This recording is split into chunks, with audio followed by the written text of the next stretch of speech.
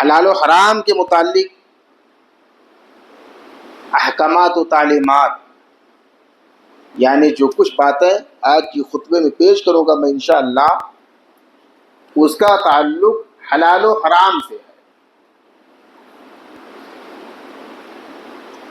دنیا میں مسلمانوں کے یہاں جہاں بہت ساری دینی، دنیاوی، اخلاقی، سماجی گراوٹ ہے، وہیں ایک بہت بڑی کمی یہ بھی ہے کہ مسلمان، بہت سارے مسلمان، انہیں حلت و حرمت کی کوئی پرواہ نہیں ہے۔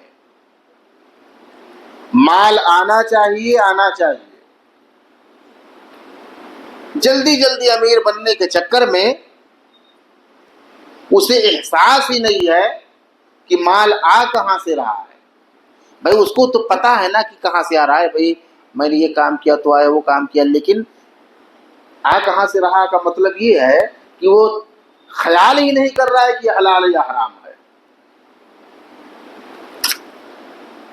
خطبہ مسنونہ کے بعد میں نے قرآن پاک کی آیت کا ٹکڑا اور صحیح بخاری کی حدیث کا ٹکڑا آپ کے سامنے پیش کیا ہے۔ اللہ رب ذوالجلال نے قرآن پاک کے اندر ارشاد فرمایا، اے وہ لوگوں جو ایمان لائے ہو، اللہ رب ذوالجلال نے جو حلال اور پاکیزہ چیزیں دی ہیں زمین میں وہ کھاؤ۔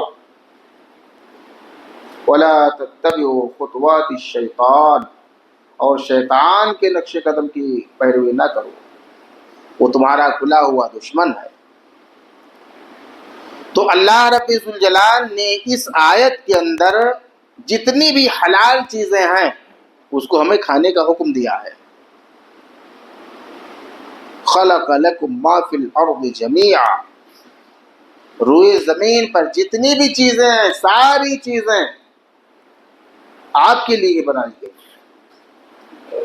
جو حرام چیزیں ہیں ان کا بھی کہیں نہ کہیں ہمارے لیے فائدہ ہے۔ سور جیسا گندا جانور، وہ کم از کم آپ کی نالی کی صفائی تو کر دیتا ہے، ایک طرف سے چو چو چو کرتا ہوا کھاتا چلا جاتا ہے۔ سانپ جیسا حرام اور زہریلا جانور، یہ بھی ہمارے فائدے کے لیے ہے۔ لیکن اللہ رب ذوالجلال نے جتنی بھی چیزیں دنیا میں بنائی ہیں، حلت و حرمت کے اعتبار سے دو کیٹیگری، کچھ چیزیں حلال ہیں، کچھ چیزیں حرام ہیں۔ تو حلال طیبہ، جو حلال چیزیں ہیں، ارے بھئی بعض حلال چیزیں بھی ہونے کے باوجود بھی ہمیں محسوس ہوتا ہے یار یہ حلال تو، لیکن دل گوارا نہیں کر رہا ہے۔ گھوڑا حلال ہے، کون کھانا گوارا کرے گا؟ کوئی کھائے گا ہی نہیں، کوئی کھا ہی نہیں رہا ہے۔ ضب، اسے سانڈا بولتے ہیں، پیارے رسول کا فرمان لا آکلہ ولا احرمہ، حلال ہونے کے باوجود بھی پیارے رسول اس کے تعلق سے کراہت محسوس، ان کو اچھا نہیں لگا۔ آج کے زمانے میں بھی کچھ لوگ کھاتے، کچھ لوگ نہیں کھاتے ہیں۔ تو حلال ہونے کے باوجود بھی کچھ چیزیں جو ہمارے مزاج میں نہیں آتی، کوئی بات نہیں ہے، کوئی ضروری کہ جتنی بھی حلال چیزیں سارا کھا ہی جاؤ۔ تو اللہ رب ذوالجلال نے قرآن پاک کے اندر حلال اور پاکیزہ چیزوں کو کھانے کا حکم دیا ہے۔ اور آپ دیکھ لیجئے کھانے اور کمانے کا دونوں کا، نمازی جمعہ کی ادائیگی کے لیے ہم لوگ آئے ہوئے ہیں، بار بار جب کبھی بھی کوئی خطبہ آدمی دے گا، کوئی بھی مولوی، اور جب حلت و حرمت کی بات آئے گی، کمائی کے تعلق سے بات آئے گی، تو اللہ تبارک و تعالیٰ نے جہاں حلال کھانے کا حکم دیا ہے، وہیں اللہ رب ذوالجلال نے حلال کمانے کا بھی حکم دیا ہے۔ فَإِذَا قُضِيَتِ الصَّلَاةُ فَانتَشِرُوا فِي الْأَرْضِ، جب نماز مکمل ہو جائے تو جاؤ زمین میں پھیل جاؤ، وَابْتَغُوا مِن فَضْلِ اللَّهِ، اور اللہ تبارک و تعالیٰ کے پھیلائے ہوئے فضل کو، روزی کو تلاش کرو۔ اللہ رب ذوالجلال نے کمانے کا بھی حکم دیا ہے، نہیں کہ حلال کھانا ہے، حلال کھانا، ہم گھر میں ہی نماز پڑھیں پڑھتے رہیں۔ اللہ تعالیٰ نے حلال کھانے کے لیے کہا ہے، حلال کھانے کے لیے کہا ہے، تو بھیا یہ چھت وت پھاڑ کر کے اللہ تعالیٰ من و سلوہ تو اتارے گا نہیں کہ وہ حلال چیزیں یہاں اتارے۔ وہ حلال چیزیں جن کو کھانے کا حکم اللہ تبارک و تعالیٰ نے دیا ہے، وہ حلال چیزیں آپ باہر جا کر کے حاصل کرنے کے لیے کوشش کرو گے، کمانے کے لیے کوشش کرو گے۔ تو اللہ رب ذوالجلال نے حلال کھانے اور حلال کمانے کا بھی حکم دیا ہے۔ اور آپ دیکھ لیجئے اللہ کے رسول جناب محمد رسول اللہ کا فرمان ہے، سب سے عمدہ کمائی، سب سے عمدہ کمائی آپ کے ابا آپ کو دے دیں وہ سب سے عمدہ نہیں ہے، آپ کا نسل در نسل آپ کی زمین پراپرٹی چلی آ رہی وہ سب سے عمدہ نہیں ہے، بلکہ پیارے رسول کا فرمان ہے ان اطیب ما اکلتم من کسبکم، سب سے پاکیزہ جو کمائی ہے جو آپ کھاؤ گے یا کھا رہے ہو، من کسبکم آپ کی اپنی کمائی ہے، اپنے ہاتھ سے کماؤ، اپنی محنت سے کماؤ اور محنت کر کے کما کر کے کھاؤ، یہ باپ دادا کی پراپرٹی سے زیادہ اطیب ہے۔ یہ جناب محمد رسول اللہ صلی اللہ علیہ وسلم کا فرمان ہے۔ معلوم یہ ہوا کہ پیارے رسول نے کمائی کرنے کے لیے ابھارا بھی ہے، اللہم انی اعوذ بک من الکسل، میں سستی اور تکاسلی سے اللہ تیری پناہ چاہتا ہوں۔ ایسا نہیں لیٹے رہو بستر پہ پڑے رہو، ہاتھ پاؤں کام کر رہے ہیں، طاقت اور توانائی ہے، آپ کے اندر بھی مضبوطی ہے، کچھ کرنا چاہو تو کر سکتے ہو، لیکن آپ تو بس بستر پر ہی سستی کے شکار ہو گئے۔ ایسا نہیں، آپ کے اندر توانائی طاقت ہے تو سب سے بہتر کمائی باپ کے لیے نہ بیٹے کی کمائی ہے، نہ بیٹے کے لیے باپ کی کمائی ہے، نہ خاندان والوں کے لیے خاندان کی کمائی ہے، نہ شوہر کے لیے بیوی کی کمائی ہے، بلکہ سب سے بہترین کمائی اس کی اپنی کمائی ہے۔ عورتوں کو میں نے نام نہیں لیا اس لیے کہ عورتوں کی خرچی کی ذمہ داری تو ہماری ہے، تو عورت کا نہیں کہ عورت کی سب سے بہترین کمائی عورت کی اپنی کمائی ہو جائے گی، نہیں، مرد کی اپنی کمائی ہے، اور عورت کے لیے تو آپ کی ذمہ داری ہے، اس کی وہی ہے کہ چار دیواری کے اندر رہے، اس کے لیے وہی بہتر ہے۔ اور آپ دیکھ لیجئے حرام کمانے اور حرام کھانے سے اللہ اور اللہ کے رسول جناب محمد رسول اللہ صلی اللہ علیہ وسلم نے منع فرمایا ہے۔ جس طریقے سے حلال کھانے کا، حلال کمانے کا حکم دیا ہے اسلام نے، اللہ اور اس کے رسول نے، اسی طریقے سے حرام کھانے اور حرام کمانے سے اللہ اور اس کے رسول جناب محمد رسول اللہ صلی اللہ علیہ وسلم نے منع فرمایا ہے۔ آپ دیکھیے غور سے، پیارے رسول صلی اللہ علیہ وسلم نے فرمایا یا ایھا الذین آمنوا لا تأکلوا اموالکم بینکم بالباطل، یہ قرآن پاک کی آیت ہے، اللہ کے رسول پر قرآن پاک کی آیت نازل ہوئی، اے لوگو، اے ایمان والو، تم آپس کے مال کو باطل طریقے سے نہ کھاؤ، الا ان تکون تجارتا عن تراض منکم، مگر یہ کہ تجارت کے ذریعے ہو، آپسی رضامندی کے ذریعے ہو، بزنس کر کے کھاؤ، کوئی دعوت لے لیا ہے تو کھاؤ، لیکن باطل طریقے سے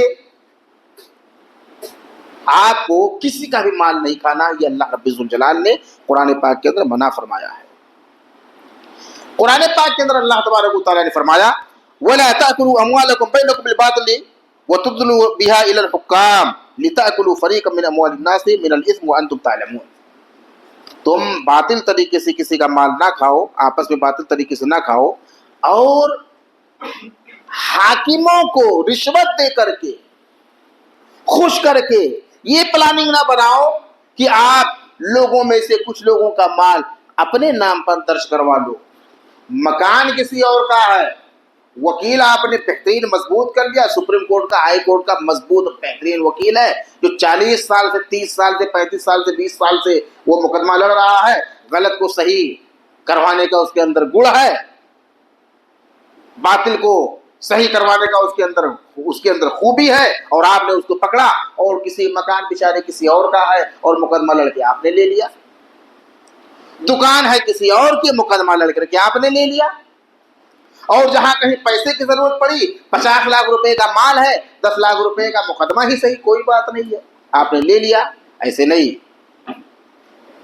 لیکن اللہ رب الجلال نے ایک بات ذکر کی ہے وَأَنْتُمْ تَعْلَمُونَ، تم جان رہے ہو، جان بوجھ کر کے باطل طریقے سے مال قطعاً۔ دیکھیے گزشتہ جمعہ کو بھی بوال ہوا تھا، جو بھی بھائی ہمارے پیچھے آئیں وہ تو پیچھے ہی بیٹھ جائے یا تو اوپر چلے جائے، سب سے بہتر یہ ہے، اس لیے کہ جمعہ کے کچھ قانون ہیں، جمعہ کے بھی کچھ احکامات ہیں، باقاعدہ میں نے خطبہ دیا ہے کہ اگر کوئی شخص یوں کر کے یا پیر پار کر کے آ رہا ہے تو جمعہ کا ثواب تو اس کا فوراً گیا، یہ میں نہیں کہہ رہا ہوں یا کہنے والا کوئی اور نہیں کہتا ہے، پیارے رسول کا فرمان ہے باقاعدہ کہ جمعہ کے دن کوئی شخص آئے اور پار کر کے کراس کر کے آئے تو اس کا اجر ضائع ہو جاتا ہے، جمعہ کا ثواب اس کا چلا جاتا ہے۔ اس کو وہیں پیارے رسول جناب محمد صلی اللہ خطبہ دے رہے ہیں، کوئی آیا بیٹھ جاؤ، آپ تاخیر سے آئے ہو، جہاں ملے وہیں بیٹھو۔ ایک کو کہا بیٹھ جاؤ، جہاں چپل اپل نکالتے تھے وہیں بیٹھ گئے، اتنے فرما بردار تھے۔ خطبے کے دوران اوپر سے نیچے تک کچھ عورتیں اور کچھ مرد کوئی کبھی کبھی فون چلاتے رہتے ہیں۔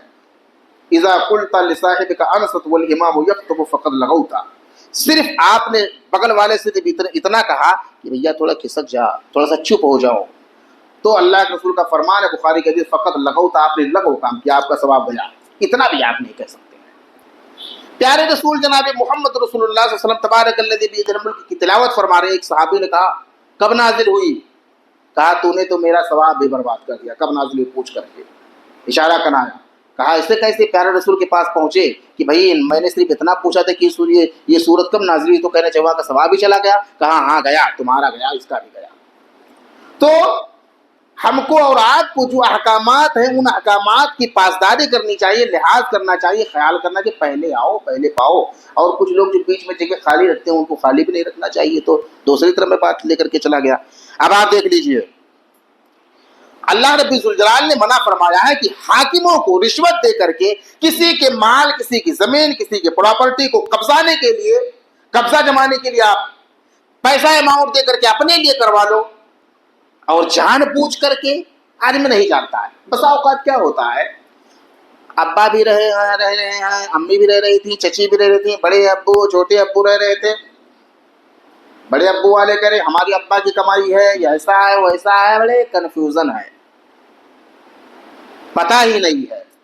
اب وہاں حصہ کا دعویٰ کر لیا کہ بھائی ہمارے ابا بھی رہتے تو ہمارا بھی حصہ ہے، تمہارے ابا رہتے تمہارا بھی حصہ، ہمارے بڑے چچا رہتا اس کا، تو یہاں پکڑا نہیں جائے گا۔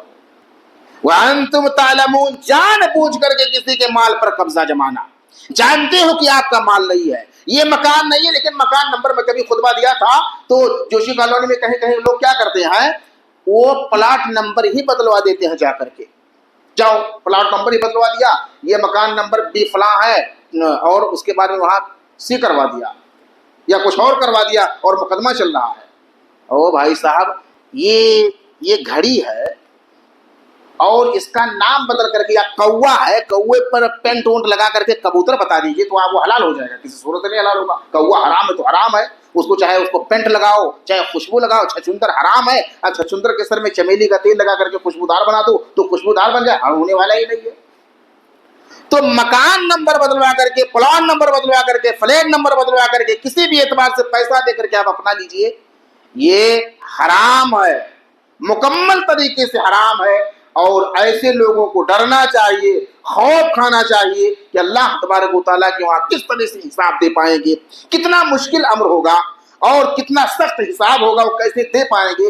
مال کمانے کا اتنے نشے میں چور ہے کہ پہلے چھوٹے سے کمرے میں، پھر ایک فلیٹ لے لیا، پھر بےمانی کرتے کرتے 4 فلیٹ لے لیا، پھر اس کے بعد میں کرتے کرتے بھائی صاحب وہ 2 سال کے اندر اپارٹمنٹ میں پہنچ گیا، اور اپارٹمنٹ میں نہیں کہیں اور جا کر کے لے لیا۔ ایسا دھن سوار ہے حرام کمائی کا، کمانے دیجیے چاہے۔ اور کیا بولتے ہیں، ابا ان کے ابا بھی ایسے کماتے تھے، تو ابا کماتے تو کم سے کم لڑکا تو چھوڑ دے، تو ابا بھی ویسے کماتے تھے، لڑکا بھی ویسے کمانا شروع کر، لڑکے کا لڑکا بھی ویسے کما رہا ہے، یعنی حرام کمانے کی ایک نسل چل پڑی ہے۔ ایسے ایسے لوگ بھی ہیں، ڈرنا چاہیے، خوف کھانا چاہیے۔ اور آپ دیکھ لیجئے میرے بھائی، اللہ کے رسول جناب محمد رسول اللہ کا فرمان میں نے پیش کر دیا تھا بخاری کی کہ یاتی علی الناس زمان، لوگوں پر ایک زمانہ آئے گا، وقت آئے گا، وہ آ چکا ہے،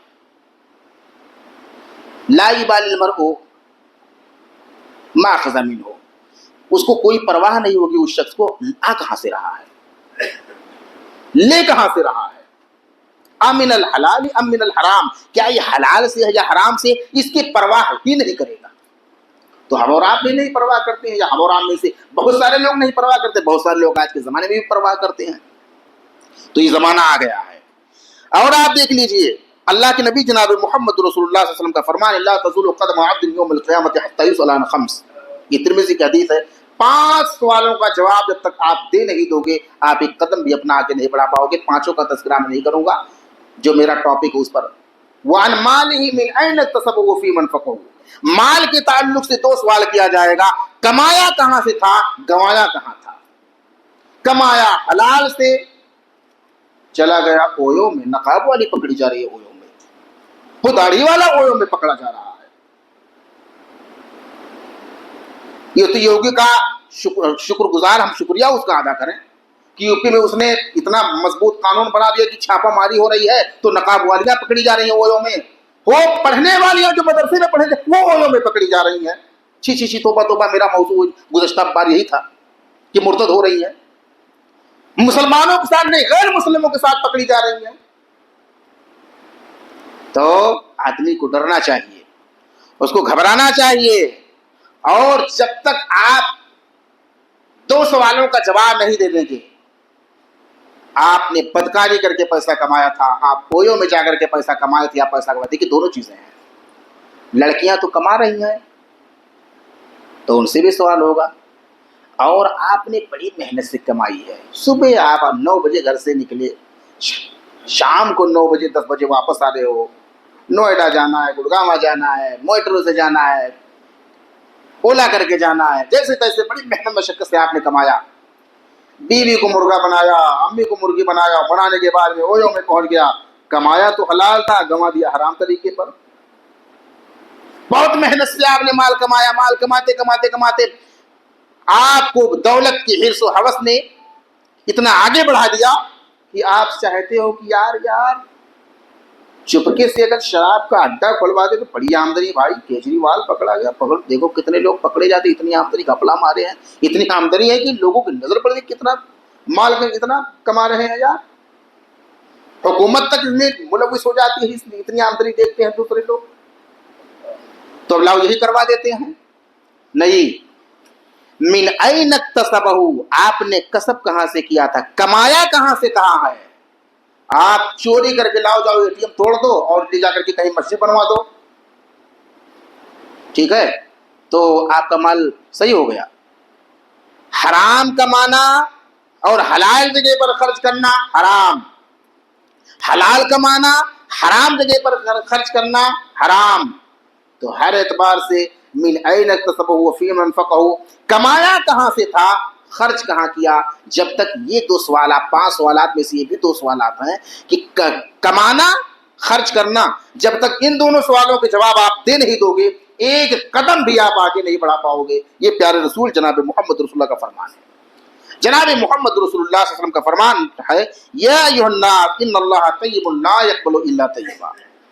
اے لوگوں, یقیناً اللہ تبارک و تعالیٰ پاک ہے, پاکیزہ چیزوں کو ہی قبول فرماتا. پھر میں ایک بات بتلا دوں, ہمارے بہت سارے احباب کنفیوز رہتے ہیں, پتہ ہی نہیں ہے ہمارے ابا حرام کمائے ہوں گے تو. ارے بھیا, وہ انتم تعلمون, اللہ نے ذکر فرمایا, آپ جانتے ہو.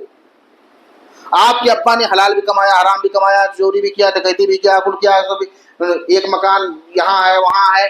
اب آپ کو پتہ ہی نہیں کہ کون سا حلال ہے کون سا حرام کا ہے. تو اب اتنے تقوی والے اگر آپ بن جاؤ کہ پورا چھوڑ دو تو بھیا الگ بات ہے. لیکن آپ توبہ کیجیے کہ میرے مالک میں نہیں کروں گا, باپ دادا نے کیا تھا وہ جانے, ان کا کام جانے, ان سے مواخذہ ہوگا. لیکن جان بوجھ کر کے کہ آپ کے پڑوسی کا مکان یہ تھا اور آپ کے ابا نے قبضہ جمایا تھا اور آپ کو کنفرم کاغذات مل گئے, تو دینی, دنیاوی, اخلاقی, سماجی ہر اعتبار سے فریضہ کہ آپ اس کو چھوڑ دیجئے. لیکن پھر بھی آپ قبضہ کے بیٹھے رہو گے تو غلط ہوگا. وانتم تعلمون, یہی ہے جان بوجھ کر کے حرام کمانا, جان بوجھ کر کے حرام کام کرنا. اس کو آپ اپنے ذہن میں رکھیں. تو اللہ کے رسول نے فرمایا, اللہ تبارک و تعالیٰ پاک ہے, پاکیزہ چیزوں کو پسند فرماتا ہے. ثم ذکر الرجل یطیل السفر اشعث اغبر یمد یدیہ الی السماء, یہ صحیح مسلم کی حدیث ہے. لوگوں, پاکیزہ چیزوں کو کھاؤ, اللہ تبارک و تعالیٰ پاک ہے, پاکیزہ چیزوں کو ہی قبول فرماتا ہے. پھر اللہ کے رسول جناب محمد رسول اللہ صلی اللہ علیہ وسلم نے ایک ایسے شخص کا تذکرہ کیا جو لمبے سفر پر ہو, لمبا سفر طے کر کے جا رہا ہے یا کہیں سے آ رہا ہے, بال بکھرے ہوئے ہیں, کپڑے غبار آلود ہے. جب آدمی سفر کرے گا تو آج تو ہے نہیں کہ بالکل روڈ صاف شفاف روڈ ہے, گھر سے زیادہ تو روڈ آج کل صاف, بہت سارے روڈ ایسے ہیں جو آپ کے گھر کے اندر سے زیادہ صاف ہے, اور بہت سارے گھر ایسے ہیں جو روڈ سے زیادہ گندے ہیں. ایسے بھی آپ کو نمونے مل جائیں گے. گھر جو ہے روڈ سے بھی زیادہ گندا اور بعض روڈ ایسے ہیں جو گھر سے بھی زیادہ صاف. تو یہ زمانہ تو تھا نہیں. لمبے سفر پر ہے, بال بکھر چکے ہیں, کپڑا غبار آلود ہو چکا ہے, تھک کر کے ہار گیا, پھر جا کر کے کہیں بیٹھ گیا. بیٹھنے کے بعد میں آپ جانتے ہیں کوئی شخص ہے سفر پر ہو تو اس کی دعا قبول ہوتی ہے, مسافر کی دعا قبول ہوتی ہے.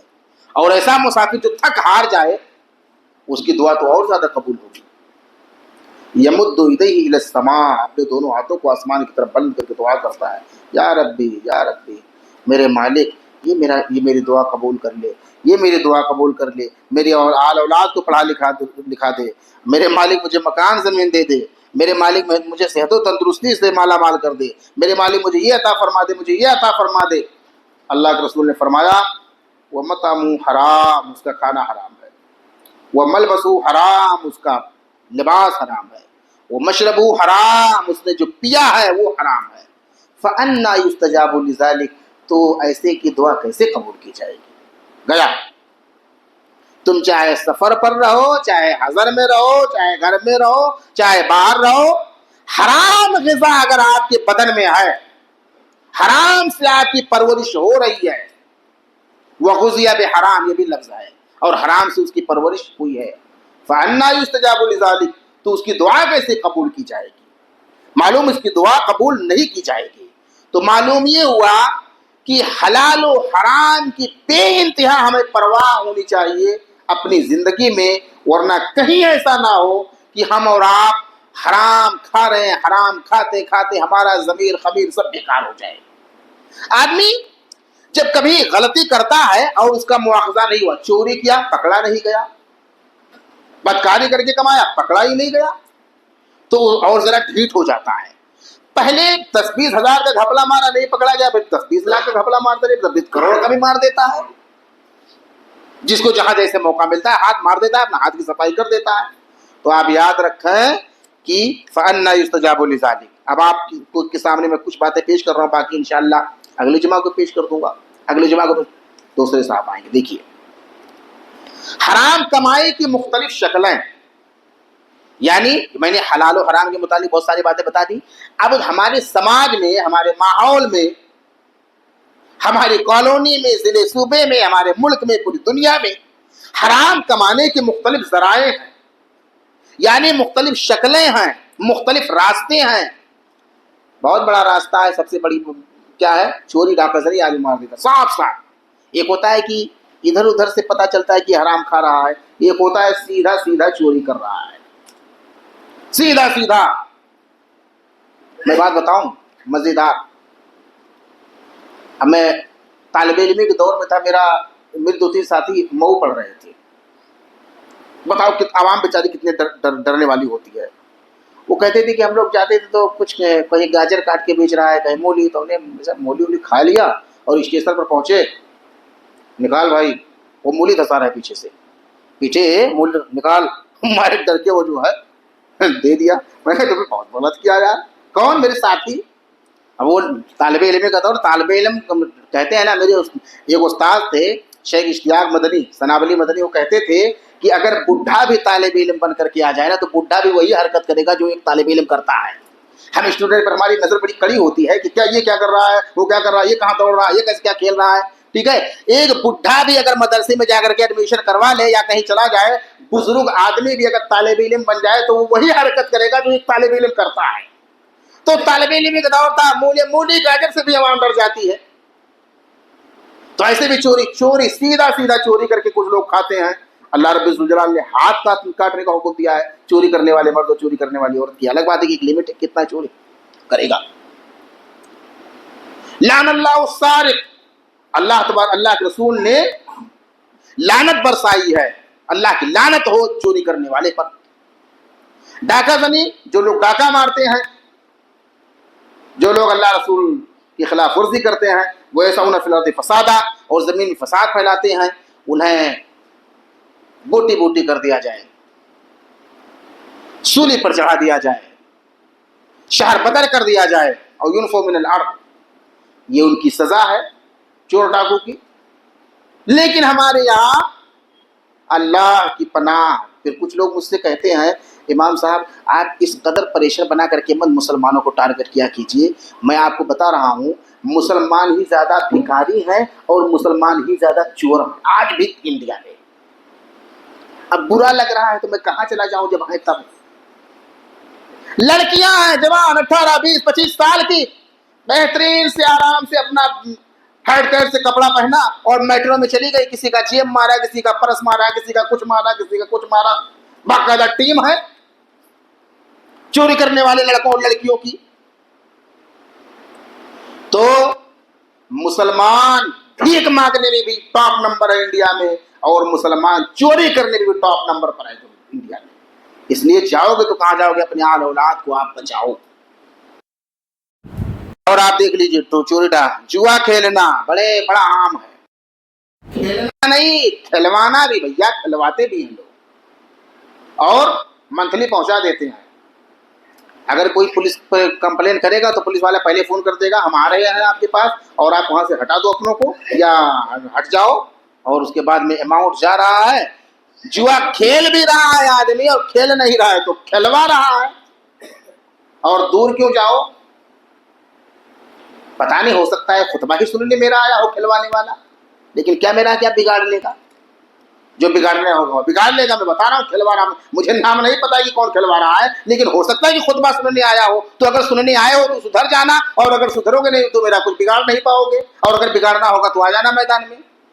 کیا بگاڑ پاؤ گے بھائی, گولی مار دو گے, کیا کرو گے آپ. جوا کھلوا رہے تو آپ کو تو کہوں گا کہ نماز پڑھ رہے ہو.